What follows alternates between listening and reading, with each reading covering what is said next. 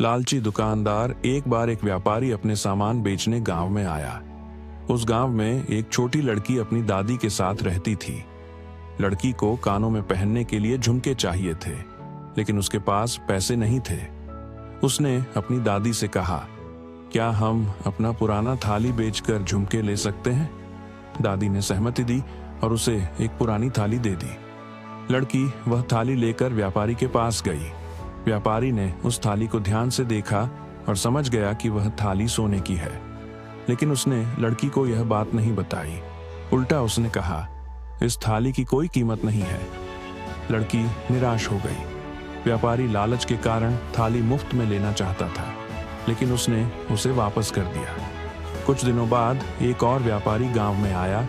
लड़की फिर झुमके लेने की इच्छा से अपनी दादी को वही थाली दिखाने को कहती है। दूसरे व्यापारी ने थाली देखकर दादी से कहा, यह थाली तो सोने की है। दादी हैरान रह गई। व्यापारी ने थाली के बदले अपने पास की सारी चीजें उन्हें दे दी। कुछ दिन बाद लालची व्यापारी फिर आया और थाली के बारे में पूछा। दादी को सच्चाई का पता चल चुका था, इसलिए वह गुस्से में आ गई। सच जानकर लालची व्यापारी वहां से भाग खड़ा हुआ। शिक्षा: हमेशा सच बोलना चाहिए और ईमानदार रहना चाहिए।